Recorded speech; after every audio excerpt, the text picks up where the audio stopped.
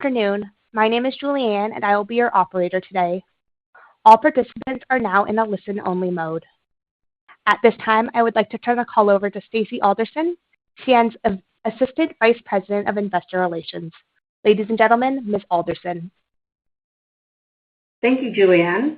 Bonjour à tous et merci de vous joindre à notre appel conférence sur les résultats du deuxième trimestre 2024 du CN. Good afternoon, everyone, and thank you for joining us for CN's second quarter 2024 financial and operating results conference call. Before we begin, I'd like to draw your attention to the forward-looking statements and additional legal information available at the beginning of the presentation. As a reminder, today's conference call contains certain projections and other forward-looking statements within the meaning of the U.S. and Canadian securities laws. These statements are subject to risks and uncertainties that may cause actual results to differ materially from those expressed or implied in these statements. They are more fully described in the forward-looking statement section of the presentation. After the prepared remarks, we will conduct a Q&A session with our analysts. As usual, we would ask that you please limit yourselves to one question. Joining us on the call today are Tracy Robinson, our President and CEO, Derek Taylor, our Chief Field Operations Officer, Patrick Whitehead, our Chief Network Operations Officer, Remy Lalonde, our Chief Commercial Officer, and Ghislain Houle, our Chief Financial Officer.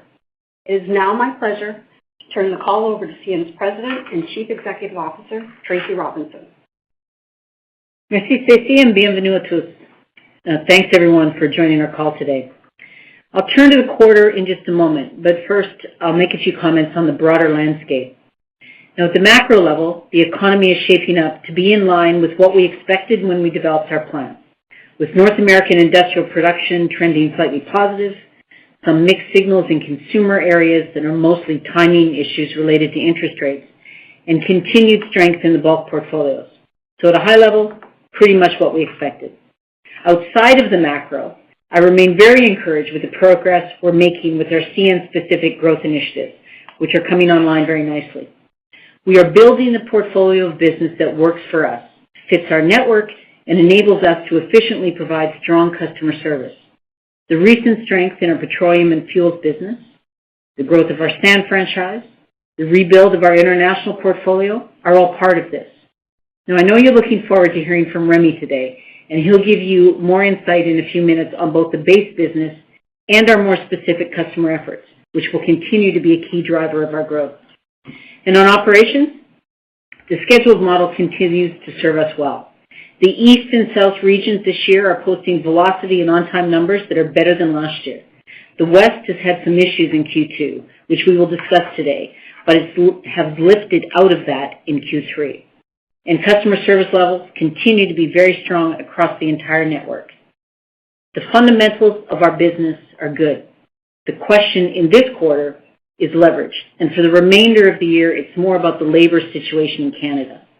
And we'll get into both of these in our comments today. So first on labor and the status of our TCRC situation in Canada. Now, as you know, the CIRB has now advised that they will release a decision on or about August 9th on the question of the essential service designation. Now, there cannot be a work stoppage until they render a decision. And subject to any direction they provide on a cooling-off period, the parties are then required to give a 72-hour notice of a strike or a lockout. Now, the prolonged nature of this process, which prior to the CIRB referral was to conclude in May, is impacting our customers. And it's impacting our business, particularly in international intermodal, where customers have taken actions to reroute vessels away from Canadian ports until the labor question has been resolved. Now, our intent with the TCRC has not changed. We prefer a negotiated agreement that would do two things: create a structure on work scheduling that would be positive to current employees and our ability to attract the next generation, and improve crew availability, which has been significantly impacted by the Canadian duty and rest period rules issued by the federal government last year. We need better availability provisions so that we're able to move our customers' volumes safely, cost efficiently, and on time. The offers that we've made to the TCRC have been consistent with this. So now in the quarter, overall volumes came in on plan. but not exactly in the way that we expected. And we were tracking well ahead of plan overall up until the third week in May, driven by a growth in international, as well as frac sand, petroleum and chemicals, and a late rush on Canadian grain to Vancouver. Starting late May, we saw a sharp reduction, primarily in our international volumes on concerns of a work stoppage. Now, this is volume destined to the U.S. that shifted to U.S. ports. So we had lighter volumes in the Rupert corridor than expected. And at the same time, the heavy grain flows made us much busier in the Vancouver corridor.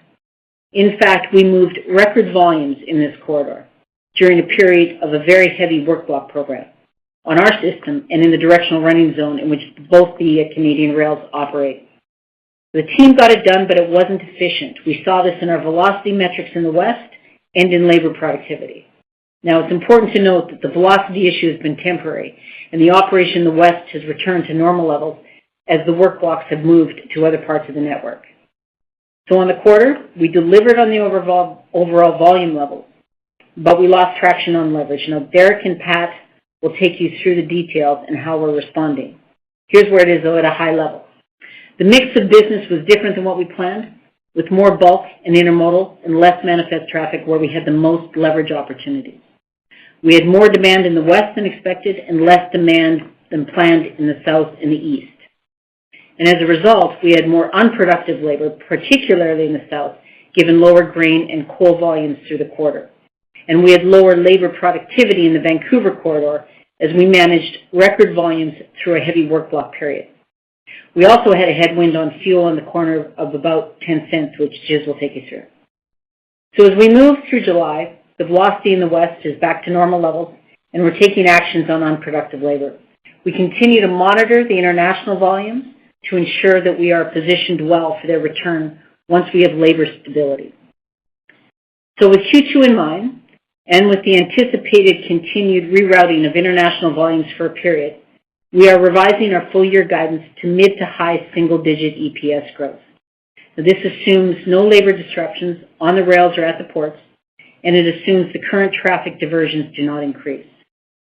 And while there's no doubt that 2024 has and will continue to have its fair share of challenges, our longer-term outlook and growth agenda remain intact, and we remain confident that our operating model will drive leverage as our volumes normalize post-labor uncertainty. So I'll hand it over to the team to provide more details, and you're up first, Derek. Thanks, Tracy. Good afternoon, everyone. I'm on slide 7 for reference. Overall, the railroad ran relatively well in the second quarter, which bears out with overall car velocity at 210 miles per day, which is down 3% from last year. Some of our other operating metrics, like network train speed and 32-hour cars, aren't quite where they were last year, but are still demonstrating a fluid railroad that is handling the growth. Notably, the southern and eastern regions continue to perform well operationally throughout the entire quarter. The western region was quite busy, with growth weighted more towards intermodal and bulk. To give you a sense of how busy we were, Q2 was the all-time highest average daily GTMs through the Vancouver corridor in CN's history. We added train starts to accommodate the growth as we had planned and have been successful in onboarding those volumes overall. However, our operating metrics reflect the fact that we were impeded by ongoing track maintenance work in the critical Vancouver corridor throughout the entire quarter. There wasn't a single week in the second quarter where there wasn't some form of planned or unplanned maintenance in the directional running zone, or DRZ. Recall that this is the area where CN and CPKC run on each other's tracks to effectively create double track capacity. When this work is being done, it squeezes capacity because we can't run trains for 4 to 8 hour blocks at a time. We also know that any type of maintenance work in the DRZ has a disproportionate impact on CN because we run more trains through that specific corridor.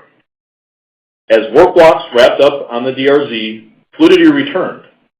In July, car velocity has been trending toward 220 miles per day, and our network train speed is trending towards 20 miles per hour. That is right where we want them to be. I am confident these health of network metrics will continue to trend favorably. We had good terminal performance in the second quarter. Our yards were quite fluid throughout the entire network, and our local service commitment performance approached an all-time high of 94%, topping last year's excellent 91% result. This performance also enabled us to really deliver for our customers in first and last mile execution. Great rarity by the entire team in the field. As you heard Tracy mention in her remarks, we have taken action in terms of operating leverage when it comes to both labor and physical assets. In terms of labor, we stopped hiring in both the southern region and eastern region. We have also offered voluntary furloughs in both of those respective regions that employees have been utilizing. Another action has been offering permanent transfers from the eastern region to the western region, where more of the demand has been to balance out our people requirements. In terms of physical assets, we have put down both locomotives and specific car fleets to adjust to the current demand profile that is out there. I'll just wrap up by saying that the railroad is running well and will continue to run well, especially with some of these short-lived challenges behind us as we deliver for our customers. Now, I'll turn it over to Pat. Thanks, Derek, and good afternoon. I'd like to start today by talking about safety. We are committed to building a safety culture where zero serious injuries and fatalities is possible. In the quarter, we saw a 22% improvement in the accident frequency ratio, though as Ghislaine will speak to, the accidents were more consequential, which drove higher costs in the quarter. We continue to work with our leaders and unionized teammates and invest in and leverage technology and training to drive improvement in our accident metrics. We are currently providing training for managers focusing on behavior-based safety best practices to reduce human factor incidents and accidents. We saw a 13% deterioration in our injury frequency ratio, driven by our leading cause of injuries, slips, trips, and falls while walking. We have taken note that there has been a 30% reduction in these injuries with employees that have been trained on our walking simulator. We will be investing in additional mobile simulators to train our folks in the field across all of operations. I also want to mention our real-time hazard and near-miss reporting app, Enablon Go. We have had great adoption of the tool amongst our employees. This is a huge asset in reducing hazards and injury prevention. We have already resolved over 1,000 walking conditions received by employees utilizing the tool. Now, as Derek mentioned, we were impacted in the quarter by work blocks in the Vancouver corridor. But when we say the plan is sacred, that also applies to the engineering maintenance plan. Across much of Canada, we have a finite window to perform a significant amount of mission-critical track maintenance work. Work blocks mean we do not operate trains when the work is happening, which reduces our capacity. These plans and disruptions are factored into the train plan. What made Q2 particularly challenging from a planning perspective was the complexity arising from both the amount of maintenance work that was done and that a lot of this work happened in close proximity in and around the directional running zone. As a rule, we do not schedule work blocks so close together because it requires trains to stop for 2 work blocks within a short distance. This leads to congestion and crewing challenges during startup operations.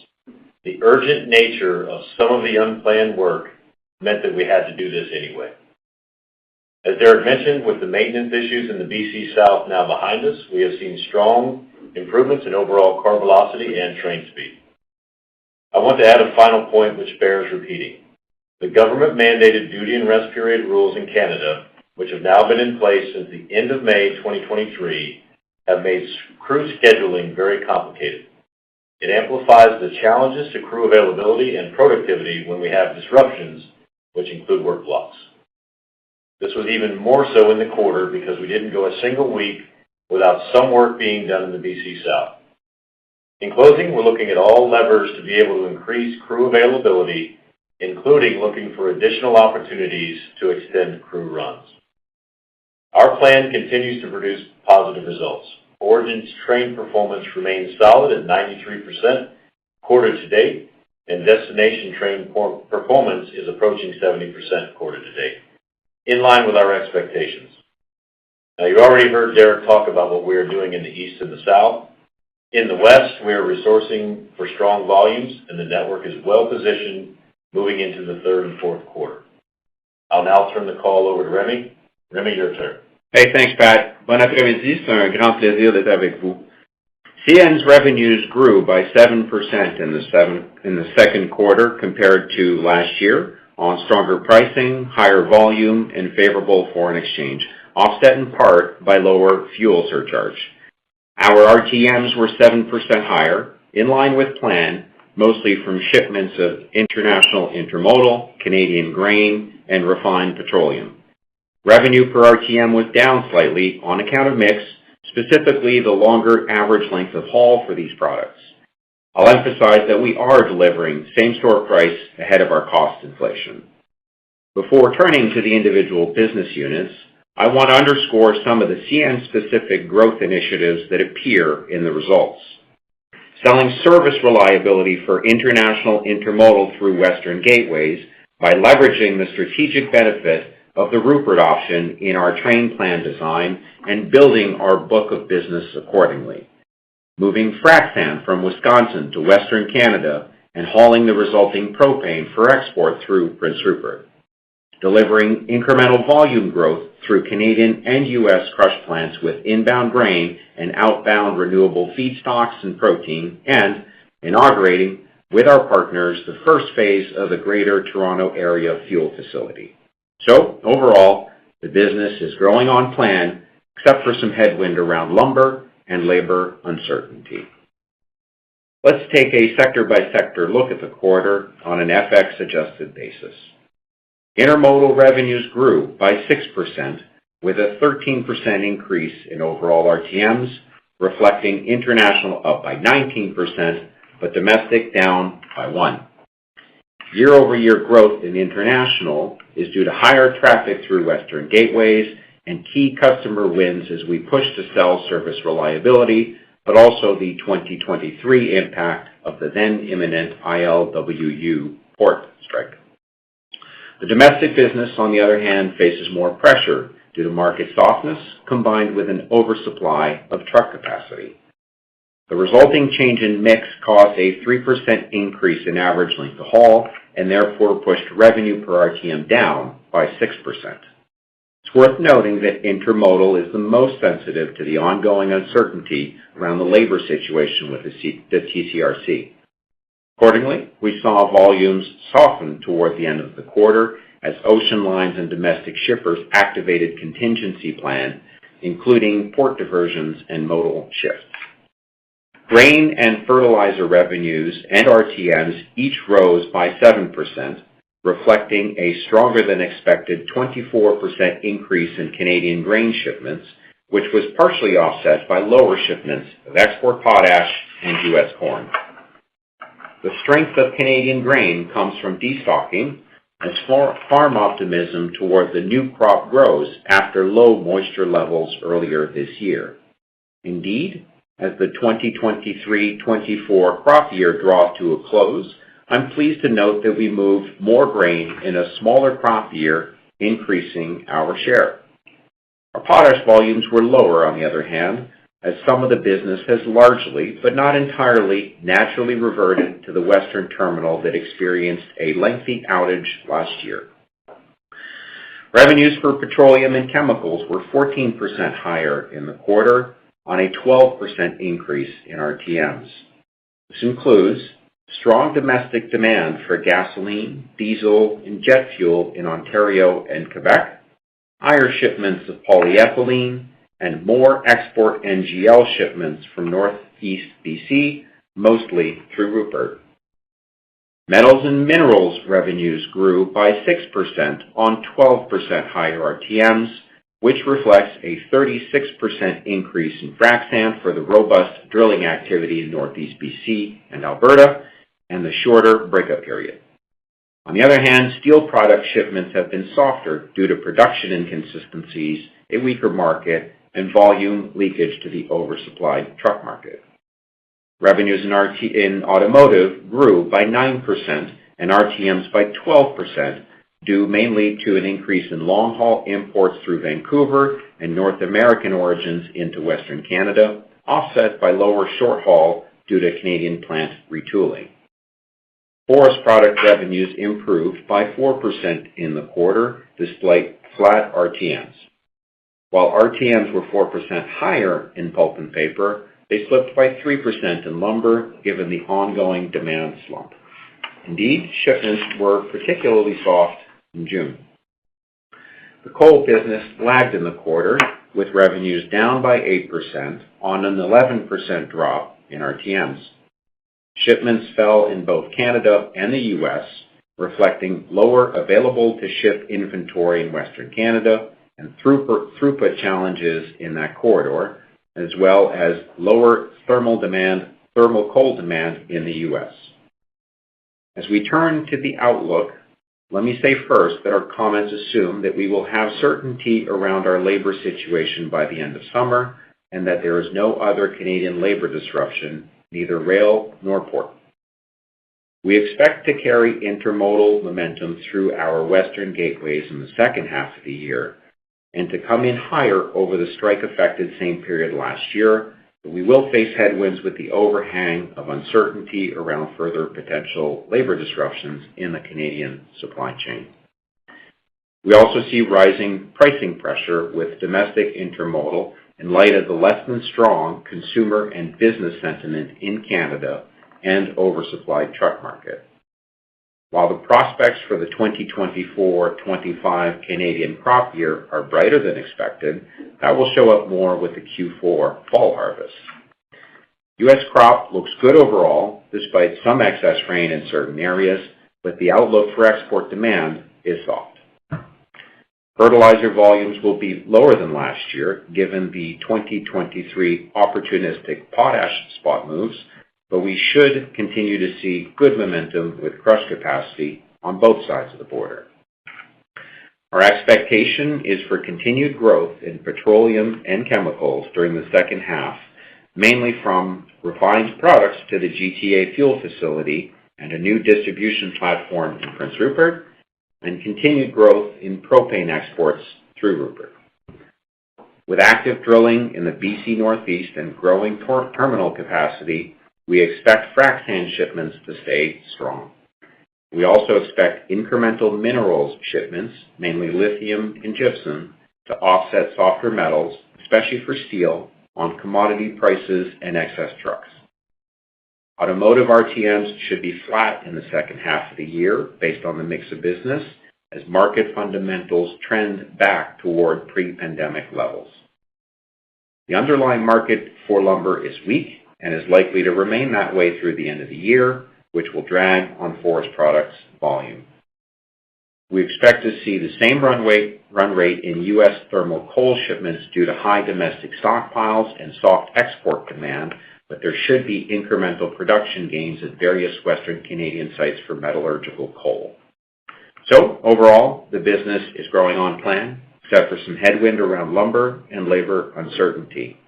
And for RTMs in the second half compared to last year, we should see a good uptick in the merchandise business, especially for petroleum products, chemicals, and plastics, despite softer forest products. Flat to slightly positive in bulk with Q4 grain offset by lower potash, and incrementally positive consumer products thanks to international intermodal, despite the headwind from the labor situation. Before I pass it over to Ghislain, I'd like to say that I'm very excited to join the CN team on this journey.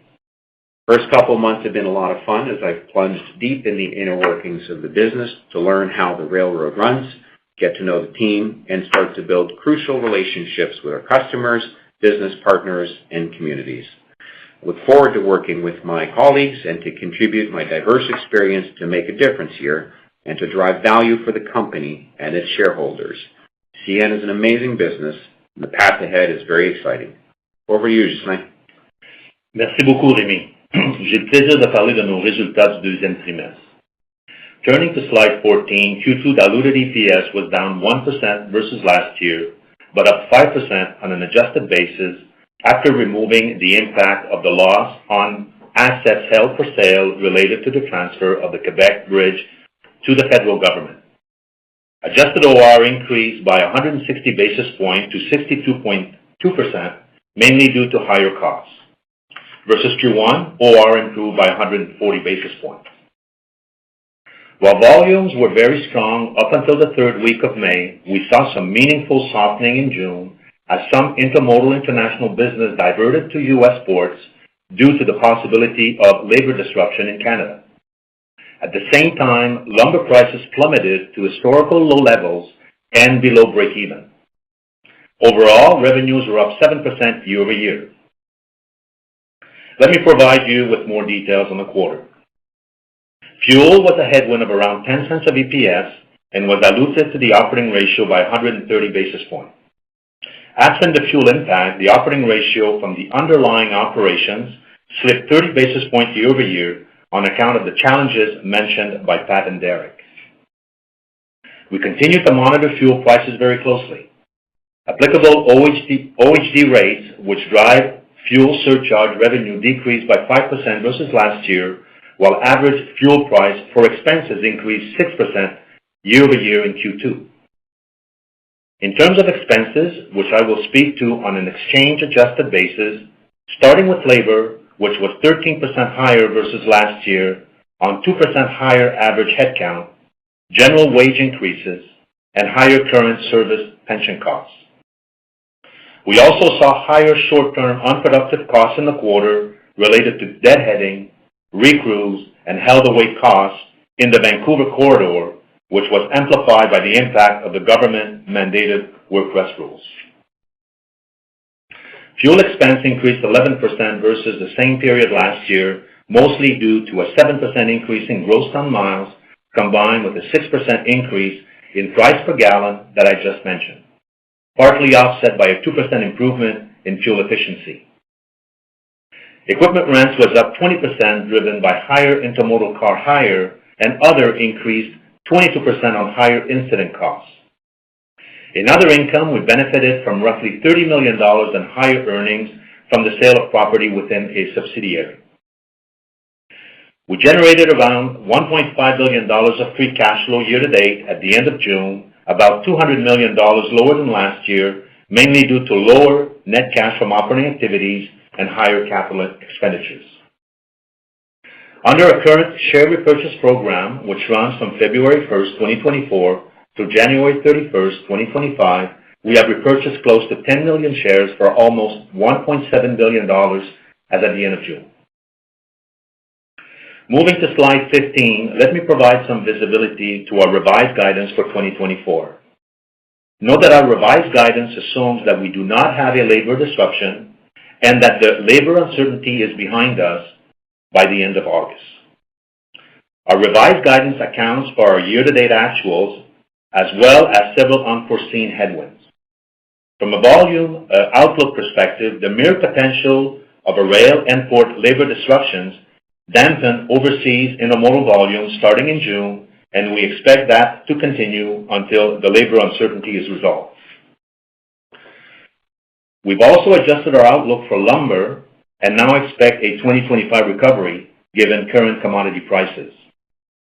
More broadly, overall industrial production remains slightly positive but tepid, in part because inflation has been persistent and interest rate cuts have yet to come or been more modest than expected. On the other hand, we're encouraged that early concerns about moisture levels for the Canadian grain crop have abated. We also continue to advance on our CN-specific growth initiatives in line with our expectations.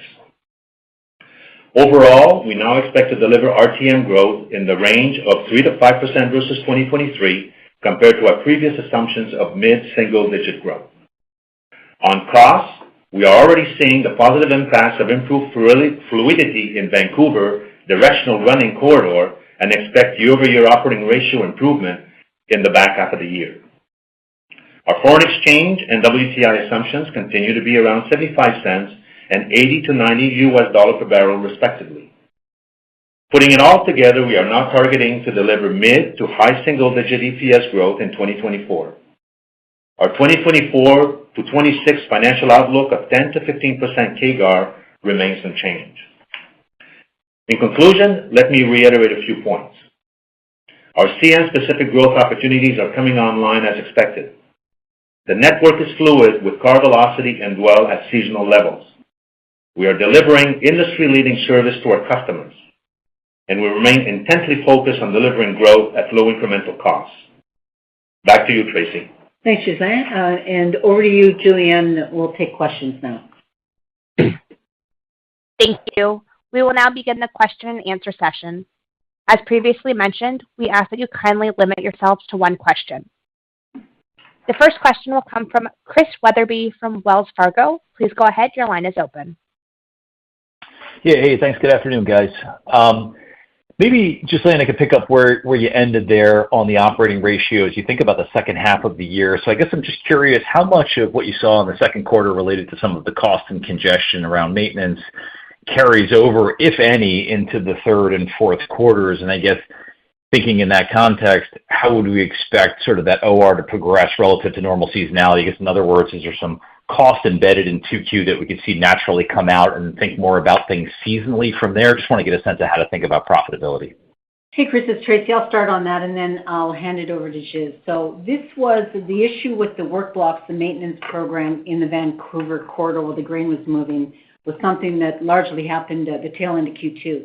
And so those work blocks have moved off now, and as you heard Derek say, that the railroad's back to operating at normal levels from an on-time performance and from a velocity perspective. In fact, I think in the last 7 days or so, the railroad it overall is now running about 216 car miles per day versus last year about 210. So the railroad's operating well right now. If we think about OR and where we'll end up in the quarter, now if we assume that there is, as you heard Ghiz say, no labor outage this year and no significant impact from fires, we are watching this Jasper situation that we've got going on right now closely. But if there's no major impact from fires, then you'll see us come in the second half, Q3 and Q4, in an operating ratio of sub 60, as you would expect us to do.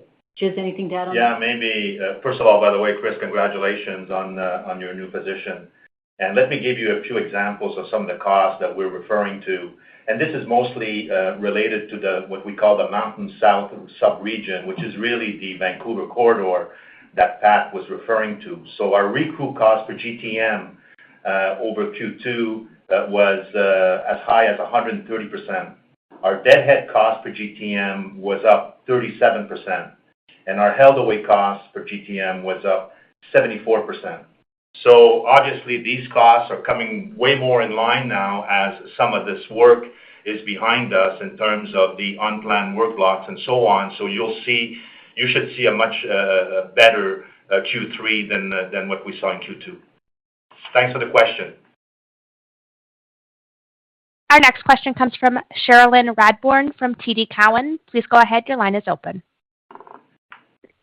Thanks very much. Good afternoon. My question is for the operating team. Could you speak to, number one, if we set aside the planned and unplanned maintenance outages, should investors feel comfortable that Vancouver-Edmonton corridor otherwise has enough capacity to handle the record volumes that you saw in the quarter? And I guess number two, are you pleased with how the team managed the disruption and the pace of the recovery, or is there something that in hindsight you think you could have done differently? Thanks. Okay, I'll take that one. And I would say first thing is that when you look at the volume that moved to Vancouver, we talk about record volume, and our share of that volume was 2/3 of the trains running through the DRZ were CN trains, so much bigger impact to CN through this corridor. I am pleased with, as we plan work blocks, we coordinate with our partners, we plan the material to be distributed, we plan the maintenance employees, the engineering department employees, the gang to be in place to do this work. So as you look at this and the way we do the planning, we try to keep work blocks separated where they're not in such close proximity to one another. We did a lot of that work. We had some unplanned work that needed to be done, and we had these work blocks closer to one another than we would have liked to see as it relates to our network and getting into the DRZ. What I would do differently, I would say a lot of the work that we are doing and where we're investing is to get ourselves out of unplanned work blocks. We're doing the work in a manner that we want to minimize the unplanned work blocks. We had an emergent rail issue that we had to deal with that was right adjacent to the DRZ. That's a takeaway for us, is to make sure that as we plan our work, that we're doing our best to stick to the plan and not have unplanned work blocks. That would be one thing that we would change. I am pleased with the capacity in that corridor, though, as we've lifted out of the work block the maintenance season. We have seen a significant uptick in the speed and velocity. In fact, we're approaching last year's levels with both train speed and car velocity. So pleased with where we're trending, and we would certainly not plan to have those blocks in such close proximity to wrap it up. And I'll just add a little bit to that, Sherilyn. So we're being quite thoughtful. We don't sell capacity that we don't have. And so we've been thoughtful in how we've constructed this portfolio. As Remy's put together this international portfolio, we know that what grain's coming, what the grain crop is, this corridor can handle that capacity. We have turned away business in the Vancouver corridor that wouldn't fit either our network or our capacity. And so the work blocks in this particular corridor were significant enough, particularly the unplanned work blocks, that it had an unexpected impact. Going forward, we've sold the capacity that we have. Thanks. Our next question. Go ahead. Thanks. Our next question comes from Scott Group from Wolfe Research. Please go ahead. Your line is open. Hey, thanks. Afternoon. So I just want to clarify, the guidance now assumes continued diversions, but no strike. Is that right? And then just bigger picture, I just want to understand what's going on with price. You guys talked about price above inflation, but cents per RTM are down slightly. Why aren't we seeing better yield growth given what you're talking about is still inflation plus price? When do we start to see that? Thank you. I'll take the first one first, Scott. And so what we're for the guidance going forward, we are assuming, as you said, that there's no labor outage. So there's no strike or lockout. As far as the diversions, there are diversions taking place now. We're assuming that we get certainty on labor by, say, the end of August, and that those diversions continue at the level that they are. They don't come back immediately, but they don't get any worse. And so we are expecting that it will take a period of time to get that international business back routed up to the Canadian ports, hopefully not as long as it did after the strike on the ports last year. But that's what we're assuming when we reverted to guidance. And I'm sorry, I don't recall the second. It was on revenue per RTM, so Go ahead, Remy. I can take that. So I did mention, and you pointed out, Scott, that we are delivering same-store price ahead of rail inflation. What we see, though, is that the mix of business has changed in favor largely of bulk. So in this case, it was a lot of frac sand and Canadian grain in particular, and more international business for the intermodal stuff. So that shows up as a drag on RTM because our average length of haul has gone up across the business by 5%. So the denominator widens and that dilutes the yield. Simple answer. Thanks for your question. Our next question comes from Steve Hansen from Raymond James. Please go ahead. Your line is open. Yeah, good afternoon. Thanks, guys. Appreciate the time. Just as you contemplate this new grain harvest that's coming in, we've seen revisions to the upside now, at least once, and probably another to come. We'll see. How do you think about preparing for that, relative to some of these constraints that have existed? It sounds like you feel confident in being able to handle the volumes, but is there any additional preparations you'll need to make to handle this harvest if it is indeed a big one? Well, we hope it is a big one, and we're ready for that. Steve, thanks. I would say this, that there's more than one port that the grain moves through.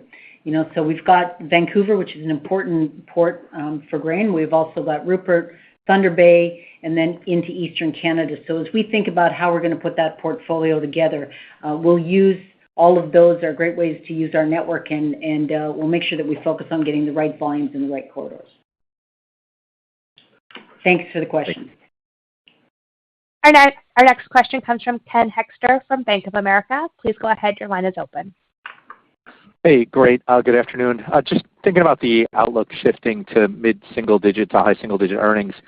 You've obviously got a big uptick coming in third quarter, but maybe some concern on yields with better grain. What are the upside, downside risks in that target? And then does the unproductive costs that you talked about, do they accelerate as business returns and labor gets more stretched, or not necessarily? Thanks. Thanks, Ken. I'll start that off, and then I'll hand it over to Jiz or Remy if you have some comments. On the unproductive costs, we experienced them, as we said earlier, in a couple of ways. One is that we did have lighter coal and grain down in the U.S. We were resourced to handle more volume, so we had some unproductive costs there, a little bit less in the east, but a little bit in the east. And so we're taking some action on those. And as Derek went through, stopped hiring, we're offering voluntary furloughs, and we'll continue to adjust as we look forward to make sure that the resources, crews, but also all the equipment, are matched for the volumes that we are expecting. If we look at the West, the unproductive labor productivity issue was more related to the work blocks, and so the lumpiness of how that volume was moving through the corridor. You heard Jiz go through kind of the recrews and some of the deadhead issues that we had. So as the work blocks have come off there, then that is adjusting back. We do have an ongoing structural issue with the duty and work rest rules that have come in. As you know, we've said that this is costing us in Canada, in the year that it's been in place, about $100+ million annualized. We're working through how basically this is a period for us and crew availability, and this is something that we've been attempting to address in the collective bargaining. And if we can't do that, then there's some self-help that we're going to do with some of the local agreements that would address some of the redundancy that's been created there. So the temporary issues on labor productivity, we're all over those. The more structural one around the work rest rules, and we'll deal with them as we go forward in our labor negotiations. Tracy, I think you covered it well. Maybe just one more point, Ken, is when you look at fuel, I mean, we've talked about fuel impact in this quarter of about 10 cents, and we had a even bigger impact in Q1, as you know. So if fuel prices, i.e. OHD and WTI, remains where it is, then you can expect a fuel headwind on a year-over-year basis in the second half, in the same order as the first half of this year, but probably more skewed to Q4 versus Q3. So that's something else to take into consideration in our revised guidance. Thanks for the question. Thanks. Our next question comes from Konark Gupta from Scotiabank. Please go ahead. Your line is open. Thanks for taking my question. Just wanted to understand what drove the increase in number of unplanned work blocks during the second quarter, and where are you performing the planned work blocks now? Okay, I'll take that. So there were unplanned work blocks both in the DRZ and just adjacent to the DRZ. And the way we plan the work is, I mentioned we have this finite window of time where, as the weather breaks, we typically start in Western Canada, where the weather breaks first. We move our way east across the network, and we distribute the material, and we align the engineering gang's work schedules around that progression. As we've made that progression, we continue east, and our plan is we're now east of Edmonton with one return cycle to the west that we have to make. And our plan is to get off of that corridor before the fall rush and the grain harvest. We want to be off of the core route in Western Canada. That's the way that we plan it. We had some rail issues, as I said before, we had to deal with on our sub just adjacent to the DRZ, and we had some unplanned work blocks in the DRZ as well. Okay, thanks. And just a quick clarification question. What are you assuming just for wage inflation related to the pending TCRC deal in the new guidance? Oh, listen, we're in the middle of, as you know, negotiations in a process there, so probably inappropriate for us to comment directly. But we have settled a number of agreements in Canada this year, and I think you're looking at a pattern that looks somewhere in the 3% range. So that wouldn't be a bad number to expect here. Thanks for the question, Connor. Thank you. Our next question comes from David Vernon from Bernstein. Please go ahead. Your line is open. Hey, good afternoon, team. Thanks for taking the question. So, I just wanted to just press on that issue of the 3-year guide, kind of keeping the target at 10 to 15 compound. That seems like you got to be kind of toward the higher end for 2 years in a row to get to the midpoint of that range. What's the thinking behind kind of keeping the bar that high? And maybe as a follow-up to that, like how much of the how much of have you quantified the exact dollar cost of some of the maintenance delays and some of the book around stuff? Just trying to figure out like how much of 25 jump up is just getting past what we've had in bad guys in 24. Just trying to get my head around the cadence for that 3-year guide holding up the 10 to 15 compound. Thanks. Thanks, David. So our 3-year plan remains in place, and what I'm really happy about is how the growth plan is coming in, particularly the CN initiatives that Remy went through that are progressing very well, and I know that he and his team are continuing to fill that pipeline. The economic recovery, you'll remember that we said that it was the growth was 50%. Organic, the underlying economy, and 50% kind of CN specific initiatives. The economic recovery is advancing a little bit more slowly. We're seeing that in a few of the sections that Remy spoke about, but it's going to come. And once we get through this labor issue, you'll see the full impact of the growth plan. Beyond that, the railroad's running really well. What happened with the work blocks in Vancouver aside, and Pat and Derek are working on the next level of efforts on network ops, on transportation, on engineering productivity, and they're going to continue to advance the performance on this. We do have so we look forward. The plan is coming. It's working. It's looking good. The one structural issue that we have is this, the duty and rest period rules and the redundancies that we have in there, and so we are dealing with that this year. As we look at either through the collective agreements or through some of the self-help that I talked about. So we're remaining pretty comfortable with the plan. Gilles, do you have anything to add to that? You covered it well. Okay, thanks, David.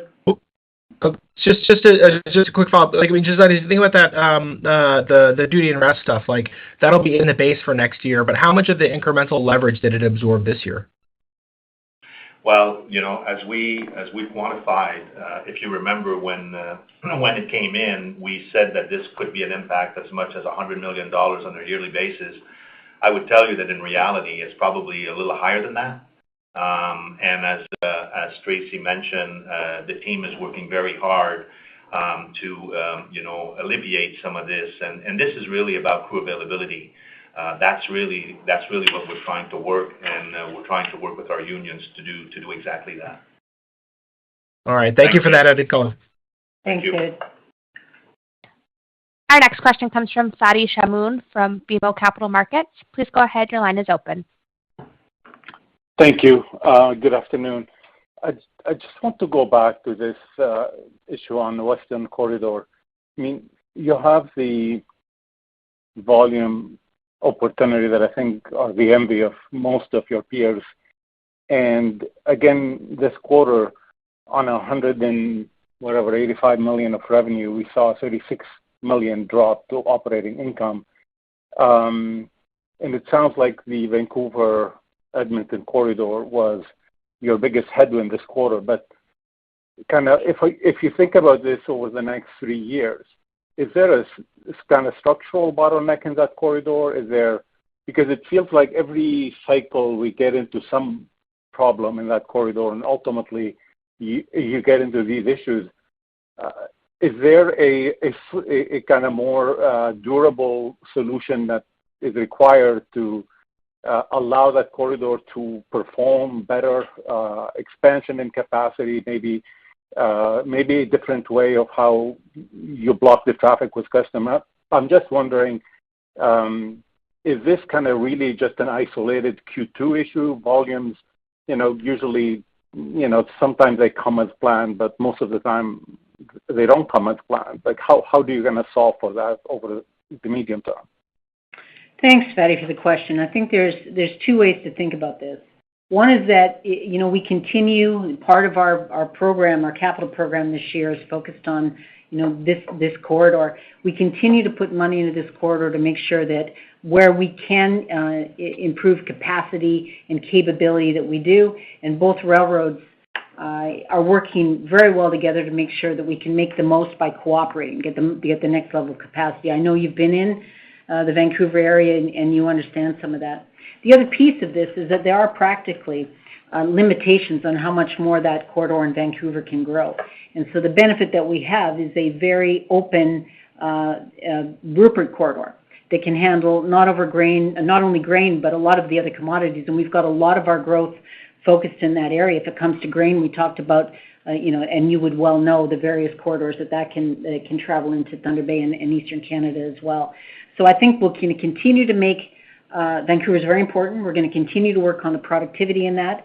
We will not oversell our capacity in that corridor, and we have options for where we grow. We're very fortunate in that regard.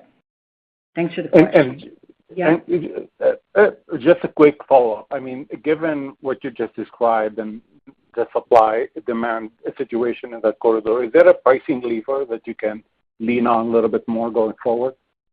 I would say that Remy and his team are all over that. We're being very thoughtful around how we sell our capacity to all of our customers. Thanks, Remy. Thanks, Betty. Our next question comes from Brian Ossenbeck from JP Morgan. Please go ahead. Your line is open.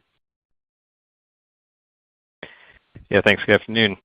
Just wanted to maybe ask a follow-up on the western part of the network. Maybe it's for Remy, but you certainly need to invest to keep up with the growth there. But in the east and maybe in the south, you need to invest to sort of attract the growth. So anything that you would highlight is being up and coming, or something that's a little more exciting on the east and the south? I know it's been an area the company's been trying to grow for some time, and the volume will only go where it will go. And this is a quick follow-up maybe for Tracy. Can you give us a sense as to whether or not you can get that same structural relief for the work rest rules, if it's negotiated or if it's self-help? Thank you. Remy, do you want to make some comments first, and I'll come in behind? Thanks. Maybe I'll just start. So a couple of things that I think are interesting. The Gulf option for us is a good one for the intermodal business. So I think that there's headroom there. The corridor, Chicago to the Gulf, is very efficient the way that my operating colleagues run it.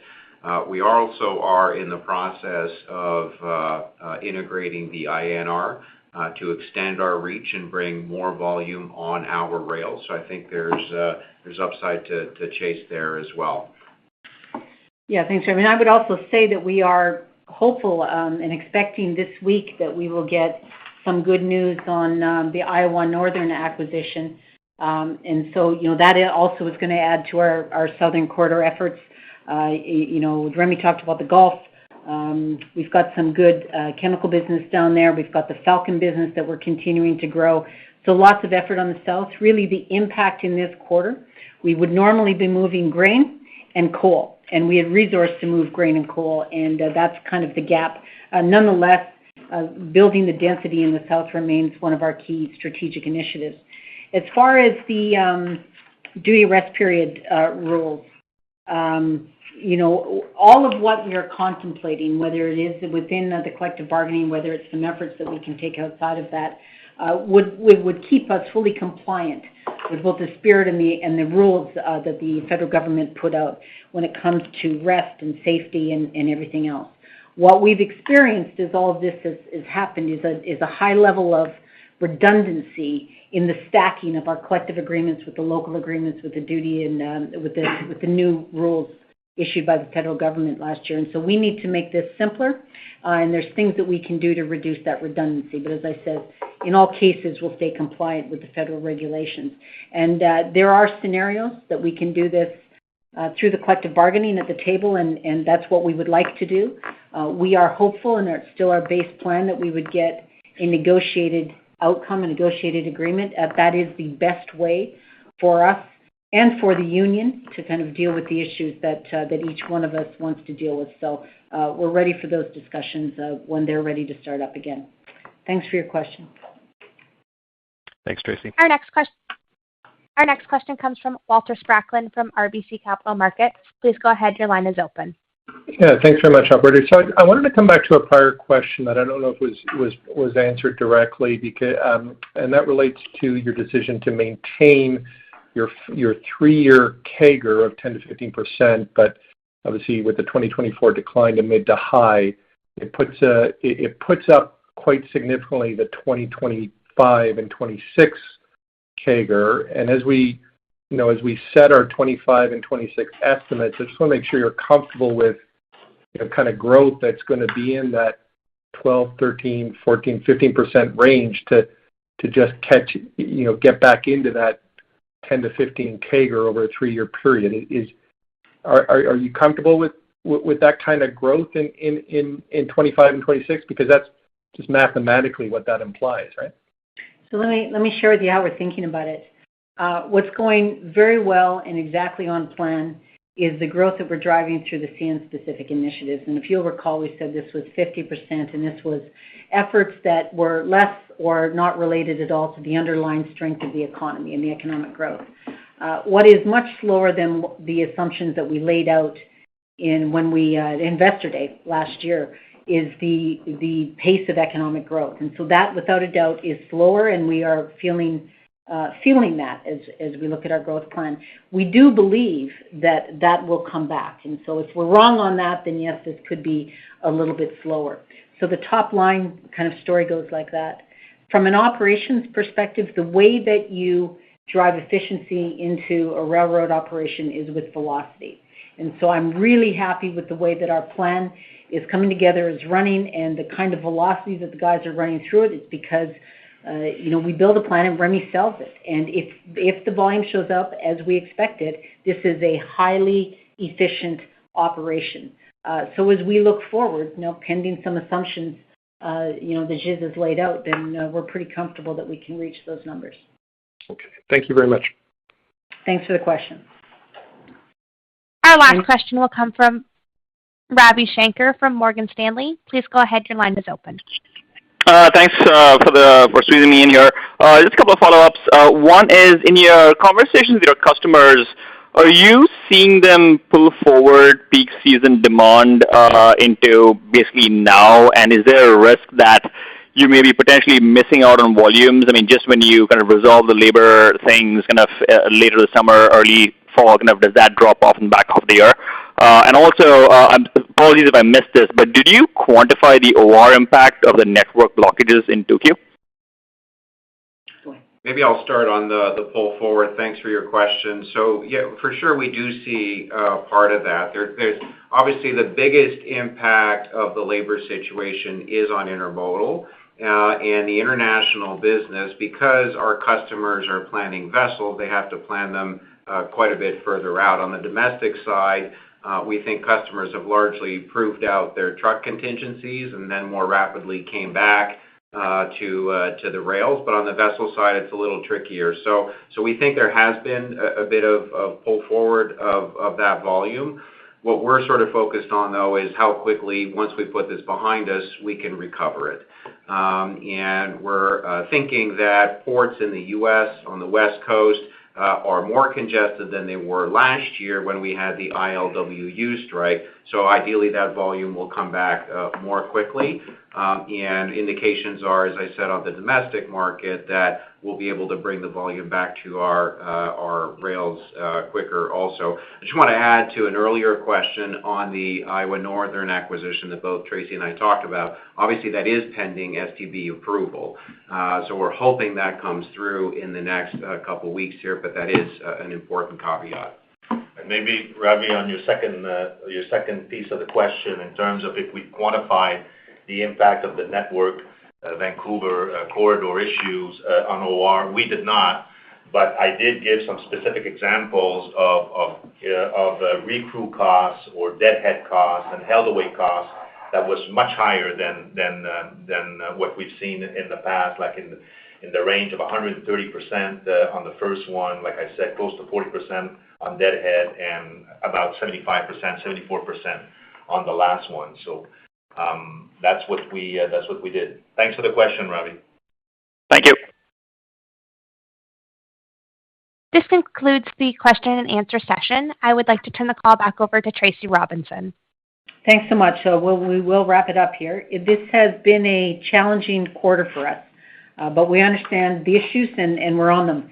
In the immediate term, we're working through the uncertainty on labor here in Canada, which we hope to resolve in the coming weeks. The railroad's running well, and I'm excited about the future, particularly the efforts and the successes that we've had in driving new business to the railroad and advancing our customer initiatives. And Remy is all over this. The team is doing exactly what they need to do, and we're continuing to deliver to our customers. And this this model is working. Thanks so much for your time today. The conference call has now ended. Thank you for your participation. You may now disconnect your line.